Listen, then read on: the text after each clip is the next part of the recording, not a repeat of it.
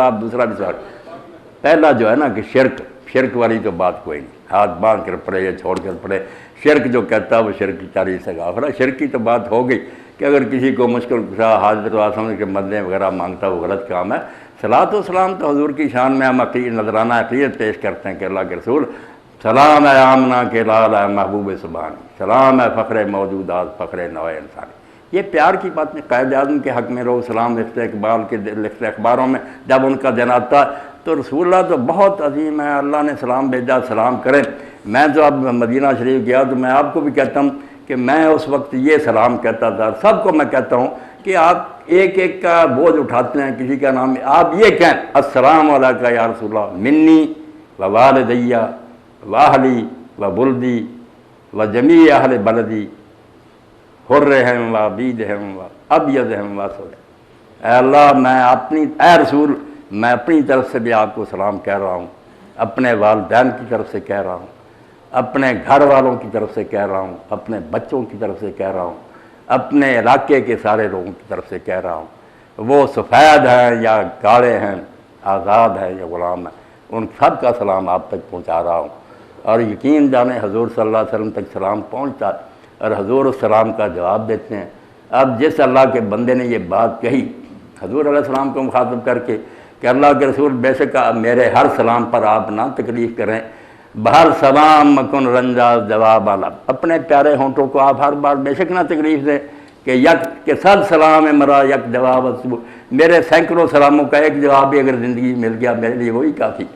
تو سلام کو کون برا کہہ سکتا. باقی جو ہے نا طریقہ اس پر تو بیٹا پہلے بھی بات ہوئی کہ ہمیں ہر معاملے میں دیکھنا چاہیے کہ رسول اللہ پر یہ آیت اتری, حضور نے سلام سکھایا, صحابہ نے کہا, تو آپ تکلیف کر کے پیچھے چلے جائیں. اگر وہاں آپ کو نظر آتا کہ ہاتھ باندھ کر کسی نے پڑھا یا چھوڑ کر یہ کھڑے ہو کر تو بسم اللہ. اور اگر آپ کو یہ پتہ چلے کہ یہ کام تو نہیں کیا, جو سب سے بہتر زمانہ تھا وہاں تو کسی نے ایسا نہیں کیا, بیٹھے لیٹے چلتے پھرتے جس حال میں ہوتے تھے لوگ درود و سلام پڑھتے تھے, تو پھر آپ بھی اس طرح کی پابندیاں نہ لگائے کہ ہاتھ ہی باندھ کر پڑھنا, فلاں وقت پڑھنا, کھلا ہی رہنے دے. میں نے ایک اصولی بات کہہ دی, یہ آپ کا کام ہے کہ جو بھی کہتا ہے اس طرح کرو, اس سے پوچھیں کہ اس کا کوئی حوالہ دینا, کوئی نظیر ہونی چاہیے, مثال ہونی چاہیے کہ رسول اللہ نے ایسا سکھایا, صحابہ نے, اماموں نے.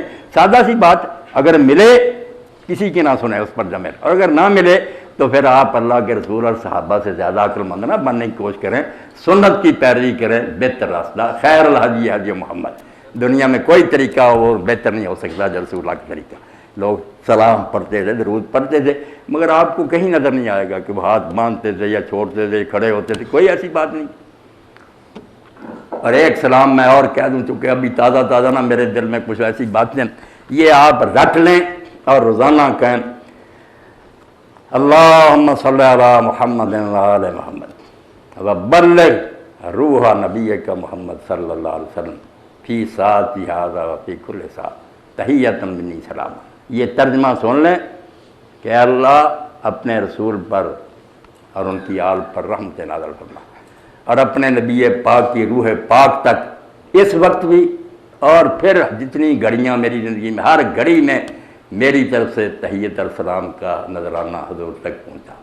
یہ پہنچتا رہے, میں خیال کروں یا نہ کروں, فی ساتھ اس وقت بھی فی کل ساتھ, اور جتنے بھی میرے سانس ہو سب میں تحیت منی سلام, میری طرف سے سلام اور محبت کا یہ نذرانہ حضور تک پہنچ رہا ہے. پہلے بھی بات ہے, اب بھی صاف ہے, سن لیں.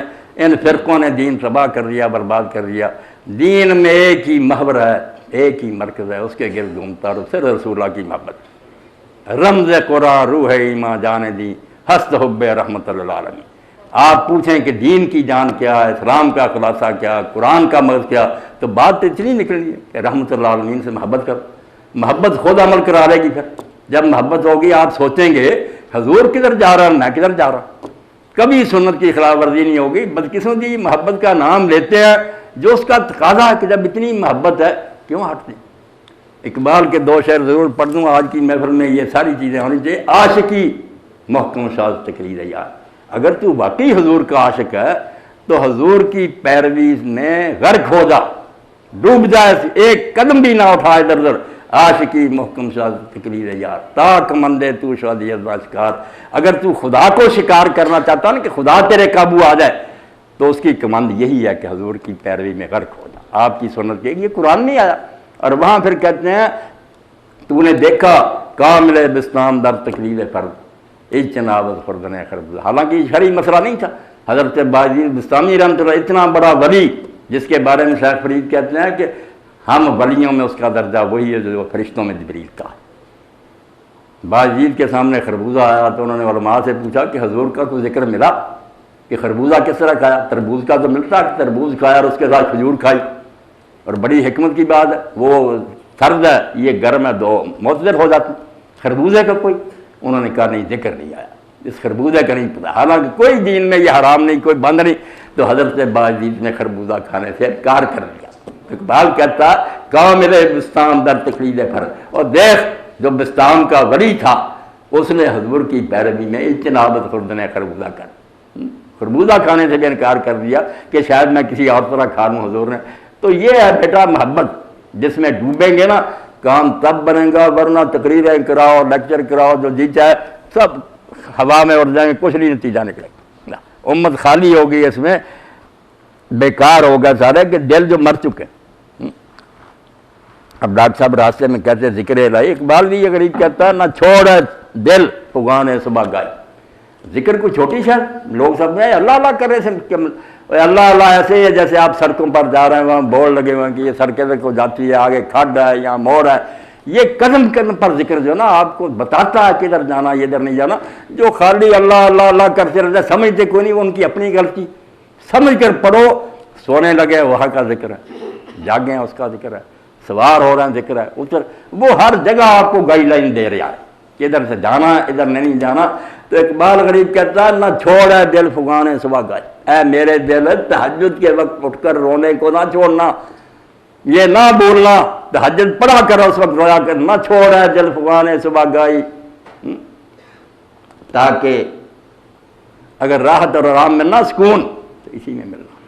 آپ ساری دنیا کی دولت سمیٹ رہے، لیکچرار بن رہے، پی ایچ ڈی، اگر اللہ کا ذکر یقین جانے آپ خود بوڑھے ہوئیں گے نا جب جوں عمر مانیں گے یار کچھ بھی نہیں ملا سوائے پریشانی کے، نہ چھوڑ ہے دل فغان صبح گائے۔ تو ذکر جو ہے نا اللہ تعالیٰ کی یاد رسول، آپ نے بڑی اچھی بات کی، مجھے بھی موقع مل گیا، اللہ کے رسول کا ذکر جتنا لمبا ہو اس کے بغیر اور کیا، لذیذ بود حکایت دراز پر گفتگو، حضور کی بات تو مزیدار ہے، جس طرح لمبا کریں یہ کوئی ختم ہونے والی بات، تو کریں یہی کہ جو کہتے ہیں ہاتھ باندھو، ان سے بھی پوچھیں کہ تم بھی یار بتاؤ نا کہ جب یہ آیت اتری تھی رسول اللہ کا زمانہ، صحابہ کا 4 اماموں تک، کوئی دکھاؤ یہ کہتا تھا کہ سلام جو ہے کھڑے ہو کر پڑھو، ہاتھ باندھ، اگر ہے تو بسم اللہ، نہ ملے تو آپ خود ہی کہیں کہ تم یار ان سے زیادہ عقل مند ہو، تمہیں دین زیادہ سمجھ میں آ گیا۔ بس ایک نسخے کی بات ہے، فرقوں میں نہیں ہو جانا، آپ نے خود پوچھنا کہ میں آپ ڈھونڈوں۔ باقی امام مالک کا آپ نے جو کہا وہ آپ کے مطالعہ کی کمی ہے، موطا میں 2 حدیثیں کوئی نہیں، موطا میں ایک ہی ہے کہ رسول اللہ صلی اللہ علیہ وسلم حکم دیتے تھے کہ ہاتھ باندھ کر پڑھو، وہاں چھوڑنے کی کوئی نہیں۔ یہ مالکیوں نے شروع کیا، یہ موطا سے نہیں کیا، یہ کتاب ہے المدونہ جس پر مالکی لوگ عمل کرتے ہیں نا، وہ الموطا نہیں۔ ہمارے مولوی کہتے ہیں یار یہ دیکھو موطا میں لکھا، موطا تو روایتوں کی کتاب، امام مالک کو جو ملا لکھ دیا فلاں، جو فتوے دیے ہیں انہوں نے کہ کیا کرنا، کہ جس کو مالکی اس کو کہتے ہیں المدونہ۔ ان کے شاگرد تھے ابن القاسم، وہ سوال کرتے کہ امام اس مسئلے کا کیا حال ہے، امام جواب دیتے ہیں، اس کی شرحیں لکھی ہیں مالکیوں نے، المدونہ کہتے ہیں اس کو۔ اس میں جب امام مالک سے پوچھا کہ امام صاحب ہاتھ باندھنے چاہیے چھوڑنے چاہیے، انہوں نے کہا ترک ہوا بولنا، نہ باندھنا مجھے زیادہ پسند ہے۔ اور مدینہ میں تقریباً سارے نہ ہی باندھتے تھے، امام جعفر الصادق ہوئے ہیں، حضرت سعید المصبوی ہوئے ہیں، چھوڑ کر پڑھتے تھے، اس لیے چھوڑ کر نماز پڑھنے میں کوئی خرابی نہیں۔ چوٹی کے لوگوں نے پڑھے، جامعہ سلفیہ کے استاد میرے دوست ہی آئے، میں نے اب تمہیز نکال کر بھی کہتے ہیں یار علم تو اس کا نام ہے کہ 26 جلدوں میں شائع کی، شائع حسن اربات والے کس طرح لکھا ہے امام ابن عبد البر نے جو حافظ المغرب ہے کہ جتنے تابعین کے سردار تھے 4 اماموں سے پہلے سب ہاتھ چھوڑ کر نماز پڑھتے تھے، حسن بصری اور محمد بن سیرین اور ابراہیم نخعی۔ باندھنا بھی غلط نہیں ہے، اس کی بھی روایت ہے۔ تو میرا سمجھانے کا مطلب یہ کہ یہ بہت چھوٹی چھوٹی باتیں ہیں، اور میرا اپنا حال یہ ہے کہ میں 2 رکعتیں چھوڑ کر پڑھ لیتا ہوں، 2 ناف کے نیچے باندھتا ہوں، 2 سینے پر باندھتا ہوں، سارے کام کرتا ہوں، اور مجھے خوشی ہوتی ہے کہ میرے اندر رسول اللہ کے سارے نقشے موجود ہیں، بجائے اس کے کہ میں ضد کروں۔ جب پتہ چل گیا کہ یہ رسول اللہ کرتے تھے، صحابہ کرتے تھے، مجھے کیا تکلیف ہے؟